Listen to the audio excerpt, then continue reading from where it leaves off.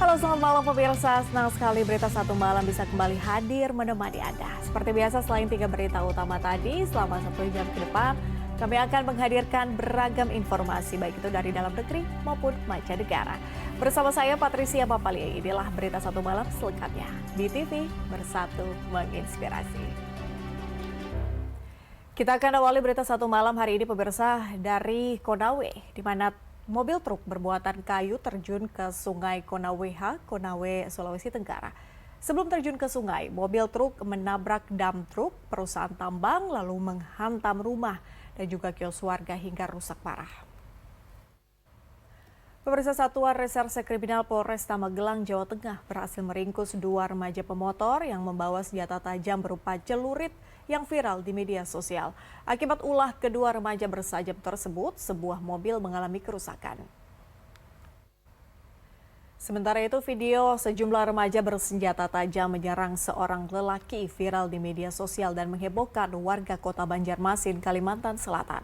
Namun hingga kini belum ada laporan terkait video yang meresahkan tersebut.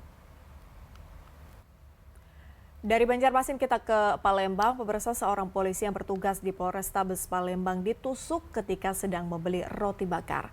Pelakunya adalah penjual roti bakar yang diduga kesal karena dimarahi korban. Sementara itu di Makassar, seorang istri anggota polisi di Makassar, Sulawesi Selatan ditangkap tim Cybercrime Polda Sulsel. Pelaku yang diduga menghina institusi Polri di media sosial itu kemudian ditetapkan sebagai tersangka. Kali ini kita ke Bekasi, pemirsa. Warga di Kecamatan Sukakarya, Kabupaten Bekasi dibuat geger. Seorang kakek lansia berusia 65 tahun tega memperkosa nenek berusia 95 tahun. 10 pelajar sekolah dasar menjadi korban pencabulan oleh office boy. Pria berusia 43 tahun tersebut tega mencabuli anak-anak di bawah umur dengan modus berpura-pura minta bekal yang dibawa. Pemirsa, 2 guru di salah satu pondok pesantren di Kabupaten Padang Lawas, Sumatera Utara ditangkap Satreskrim Polres Padang Lawas. 2 pelaku ditangkap karena mencabuli 24 santri laki-laki dan kini telah ditetapkan sebagai tersangka.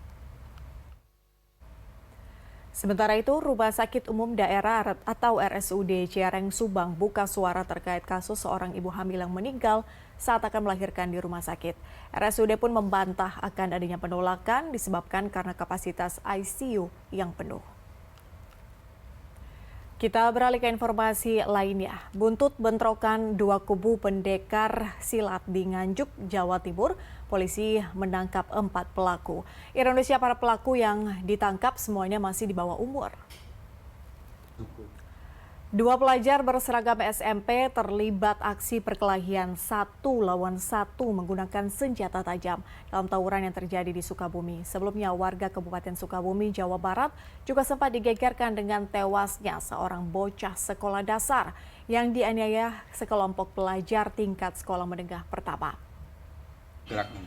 Pemirsa, jangan kemana-mana, usai jeda kami hadirkan informasi terkait dengan Kapolda Metro Jaya Irjen Fadil Imran yang menegaskan komitmennya untuk mengusut tuntas kasus penganiayaan berat yang dialami David Ozora. Selengkapnya di segmen selanjutnya, tetaplah di Berita Satu Malam. Pemirsa, Kapolda Metro Jaya Irjen Fadil Imran menegaskan komitmennya mengusut tuntas kasus penganiayaan berat yang dilakukan Mario, anak ex-pejabat pajak terhadap David Ozora. Lebih dari 2 pekan berada di rumah sakit, kondisi Kristalino David Ozora, korban penganiayaan anak ex-pejabat pajak, kini membaik. David sudah mampu membuka matanya. Lembaga Perlindungan Saksi dan Korban atau LPSK menerima permohonan perlindungan Kristalino David Ozora yang menjadi korban penganiayaan Mario Dandi Satrio. LPSK beralasan permohonan atas David telah memenuhi syarat perlindungan baik formal maupun material. Kita beralih ke informasi lainnya. Diklarifikasi harta kekayaannya pemirsa di Gedung Merah Putih KPK, Eko Darmanto, mantan Kepala Bea dan Cukai Yogyakarta, menyangkal kerap pamer harta di media sosial. Eko mengklaim data pribadinya telah dicuri. Pemirsa, Rafael Alun dan Eko Darmanto kehilangan jabatan akibat kasus pamer harta di media sosial.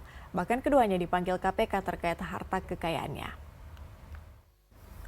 Kita beralih ke informasi lainnya. Tangis histeris keluarga korban pecah saat menerima jenazah balita yang menjadi korban kebakaran Depo Pelumpang. Diketahui pemirsa korban balita tewas usai mengalami luka bakar 90%. Warga korban kebakaran Depo Pertamina Pelumpang mendapat santunan 10 juta rupiah. Namun begitu mereka diminta tidak mengungkap pihak Pertamina. Hal ini tertuang dalam sebuah surat pernyataan bermaterai yang diterima warga. Sementara itu, pemirsa, proses pencarian korban akibat insiden kebakaran Depo Pertamina Pelumpang, Jakarta Utara telah dihentikan karena proses pencarian di titik reruntuhan bangunan yang diduga terdapat korban tertimbun tak kunjung membuahkan hasil.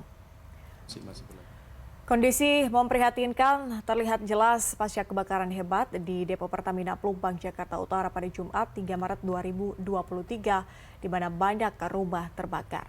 Namun di balik peristiwa kebakaran di Depo Pelumpang itu ada satu rumah yang tak terbakar dan masih berdiri kokoh.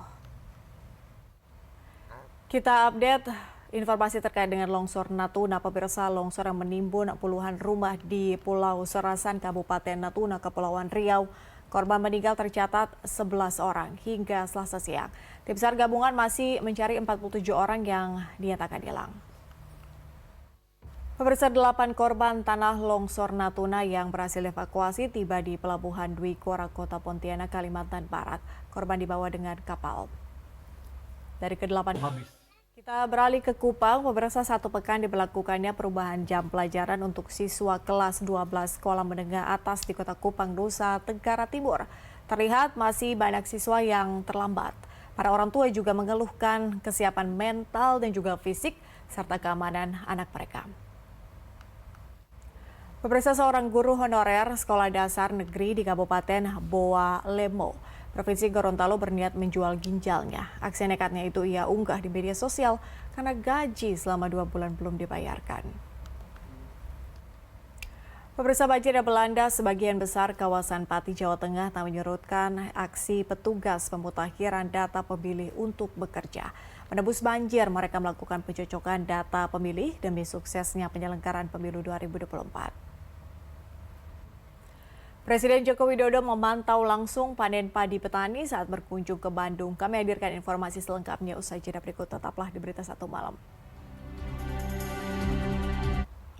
Kembali di Berita Satu Malam, kita akan awali segmen ini dengan informasi terkait dengan kebakaran motor, di mana sebuah motor jenis sport tiba-tiba terbakar saat melintas di Jalan Aries Elok, Meruya Utara, Kembangan, Jakarta Barat. Beruntung, warga segera memadamkan motor dengan alat pemadam api ringan atau APAR. Kita beralih ke informasi lainnya. Pemirsa, jelang Ramadan, harga berbagai kebutuhan pokok terus merangkak naik. Presiden Joko Widodo pun memantau langsung panen padi oleh petani saat berkunjung ke Bandung. Ya, pemirsa, jelang peresmian Papua Youth Creative Hub oleh Presiden Joko Widodo, sederet acara dipersiapkan. Salah satunya adalah yang dilakukan adalah Papua Muda Inspiratif, yang dimana mereka menggelar pencarian bakat anak-anak Papua. Pemirsa, usai jeda kami akan hadirkan informasi menarik lainnya. Tetaplah di Berita Satu Malam. Ada kembali di Berita Satu Malam, pemirsa, kita ke informasi mancanegara. Sekitar 20 gerbong kereta kargo Norfolk Southern tergelincir di dekat Springfield, Ohio, Amerika Serikat. Ini merupakan insiden kedua dari perusahaan tersebut di Ohio dalam sebulan terakhir. Informasi tadi mengakhiri jumpa kita hari ini, pemirsa. Saksikan Berita Satu Malam setiap hari pukul 22 sampai 23 waktu Indonesia Barat. Jangan lupa juga untuk ikuti akun media sosial kami, baik itu di Instagram, di YouTube, dan juga di Twitter. Saya Patricia Mapalia mengucapkan terima kasih untuk kebersamaan Anda. Selamat beristirahat, BTV Bersatu menginspirasi. Sampai jumpa, selamat malam.